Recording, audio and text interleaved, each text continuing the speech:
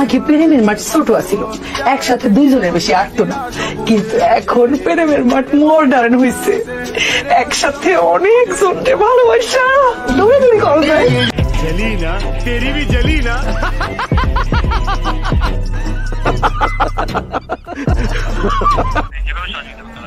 আপনি সহযোগিতা করতে পারবেন মানে আমি মোহাম্মদ মাসুদ রানা, রানা রূপে বাদশাহ, রাজমিস্ত্রি। আমি নরসিংদী থাকি, আমার টাকা তোলার সাথে সাথে আপনি কাটালে কেন এমন করেন কেন? সমস্যাই তো ইনি problem, don't disturb, okay understand. আপনি তখন লোন লাগবে তখন লোন দিবেন এই নাম্বারে। আমার মার সঙ্গে কথা বলতে হয়, আমি লোন ক্লিয়ার করি তো, আমাকে লোন দিবেন না কেন? লাস্ট ইমার্জেন্সি মানে আমার মা আগে না আপনার অফিস আগে। হ্যালো গাইস, কেমন আছেন সবাই? আশা করি সবাই অনেক অনেক ভালো আছেন। বরাবরের মতো আমাদের নতুন আরেকটি ভিডিওতে আপনাকে স্বাগতম। আজকের ভিডিওতে আপনারা দেখবেন রিসেন্টলি সোশ্যাল মিডিয়া সহ টিকটক কাঁপানো অস্থির বাঙালিদের মজার সব ভিডিও, যে ভিডিওগুলো দেখলে আপনার হাসতে হাসতে পেট ব্যথা হয়ে যাবে, গ্যারান্টি দিচ্ছি। বিয়া করতে ভয় পাইতেছেন, এত সুন্দর বডি বার আপনার, এত সুন্দর চেহারা, আপনি বিয়া করতে ভয় পাইতেছেন। আমার একটা ভাই নিয়া খান, আপনি আধা ঘন্টা লাস্টিং করবেন, আধা ঘন্টা। গাড়ি স্টার্ট কর।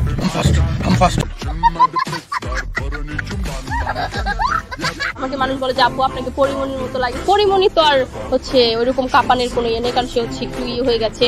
তাকে আর আমাকে দাঁড় করালে মনে হয় যে আমি এখন সিনেমা কাঁপাতে পারি। এখন যদি পরিমণি কেন অন্য কোনো নায়িকাও আসে আমার সামনে হচ্ছে পাত্তা পাবে না।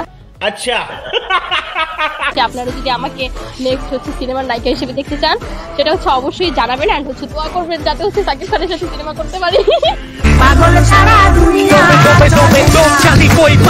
বোকা লোক, পাগল ছাগল লোক, কথা বলতে পারে, কথা আটকে যায়, ম্যায় ম্যায় ম্যায় ম্যায় করে, গায়ে গায়ে গায়ে গায়ে। সুতরাং গাইস, আমাদের সাথে আপনিও টিকটকার এবং অস্থির বাঙালিদের দম ফাটানো হাসির ভিডিওগুলো দেখিয়ে মন খুলে হাসতে চাইলে আজকের ভিডিওটি সম্পূর্ণ দেখার অনুরোধ রইল, কেননা শেষে রয়েছে বাংলাদেশে রাতারাতি ভাইরাল হওয়া অস্থির সব কাণ্ড কারখানা, যা আপনাকে ভরপুর বিনোদন দেবে। আর হ্যাঁ গাইস, আমাদের চ্যানেলে নতুন হলে অবশ্যই সাবস্ক্রাইব করে পাশের বেল বাটনে ক্লিক দিয়ে রাখবেন। আর এরকম মজার সব কাহিনী দেখতে ভিডিওটিতে একটি লাইক দিয়ে দেবেন। দুই ঠ্যাং ছড়াইয়া মাঝে দিল ভরিয়া, আপন কাজ করিয়া পরে দেয় ছাড়িয়া। বলো কি? দুইটা ঠ্যাং ছড়ায় দেয়, মাঝে কিছু একটা দেয়, তারপরে সে কাজটা শেষ হওয়ার পর ছেড়ে দেয়।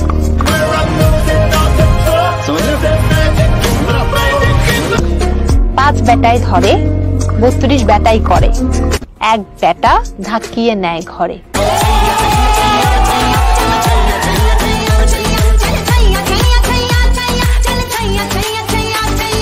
সুটিয়ে লাল করে দেবো, নোংরামি লাল করে দেবো। এই সময় কম, শুরু করো। সো গাইস, শুরুতেই চলুন টিকটক সোশ্যাল মিডিয়া কাঁপানো অস্থির বাঙালির দম ফাটানো হাসির কিছু ভিডিও দেখে আসি, যা দেখে আপনিও বলবেন আরে এরা কারা। আমাদের দলটা ওরকম কোনো ভালো দল না।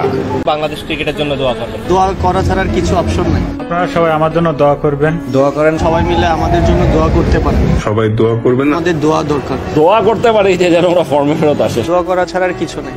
তাই সবার কাছ থেকে দোয়া চাইবো। দোয়া করেন, আসি ভাই, দোয়া করেন। সবাই হাত তোলেন। মায়ের দোয়া আছে, এই মায়ের দোয়া থাকলে কোনো চিন্তা নাই।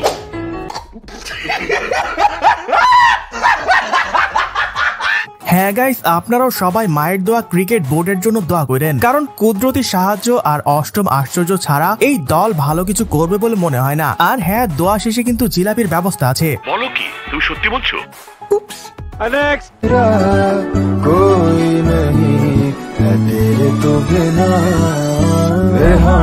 এরকম একটা মেয়ে যদি আমার ব্যাটার বউ হতো।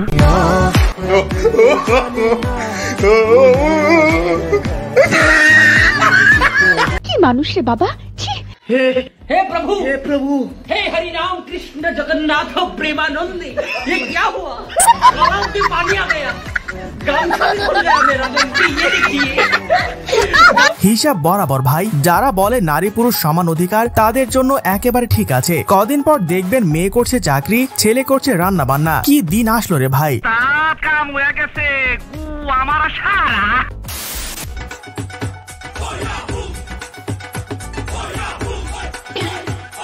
হ্যালো,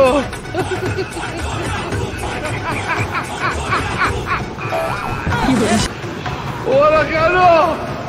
হ্যালো,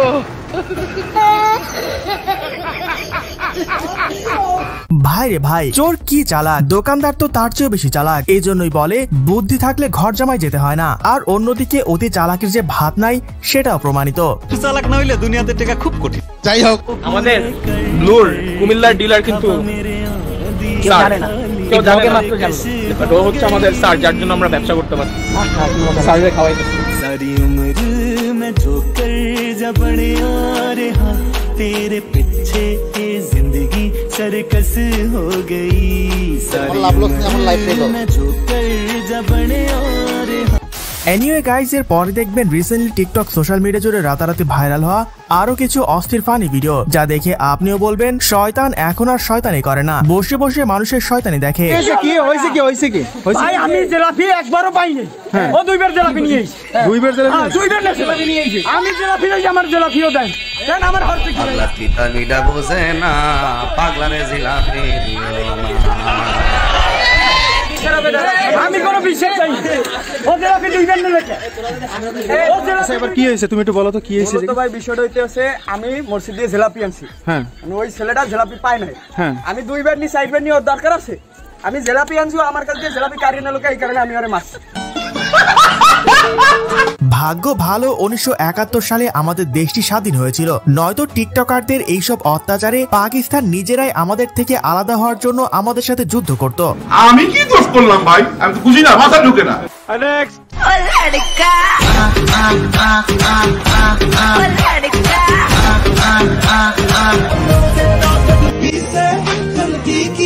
कभी पीछे पीछे पूरी समझ में आई ना, घूम ले चाहे सब दुनिया, हम साथ प्रेमी ना मिले तुम का कहीं शोइतानेर কি রে ভাই, সাকিব আল হাসান তো দিন দিন জায়েদ খানের মতো হয়ে যাচ্ছে। দুজনই এখন সোশ্যাল মিডিয়ায় এত বিনোদন দিচ্ছে যে না হেসে থাকা মুশকিল। এবার বুঝলেন তো গাইস, সঙ্গ দোষে লোহা ভাসে। ঠিক বলেছো। যাই হোক, আমি ইউটিউবার। আমি প্রথমে একটা গাড়ি কিনবো, ল্যাম্বরগিনি, এরপরে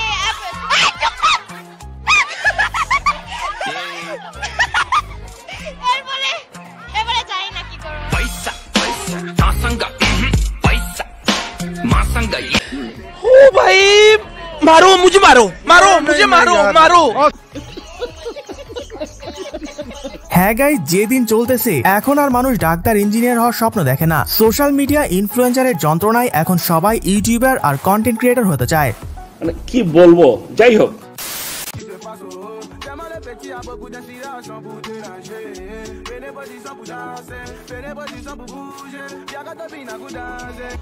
রুকো যারা, সবার করো।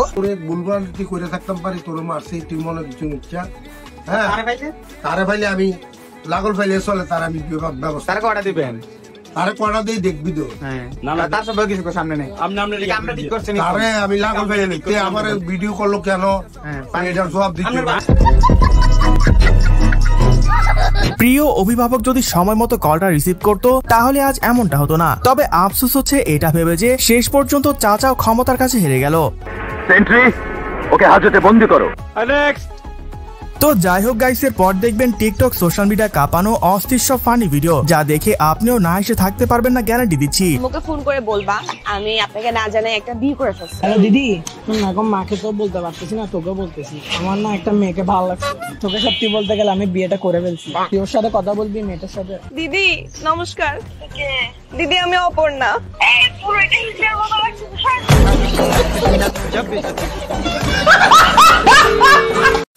সো গাইস, দেখতে দেখতে ভিডিও শেষ পর্যায়ে চলে এসেছি। কমেন্টে জানান ভিডিওটি আপনার কাছে কেমন লেগেছে এবং ভিডিওর কোন পার্টটি দেখে সবচেয়ে বেশি মজা পেয়েছেন সেটাও জানাতে ভুলবেন না। আর অবশ্যই আমাদের চ্যানেলে নতুন হলে সাবস্ক্রাইব করে পাশের বেল বাটনে ক্লিক দিয়ে রাখবেন। আজকের মতো এখানে বিদায় নিচ্ছি, আল্লাহ হাফেজ।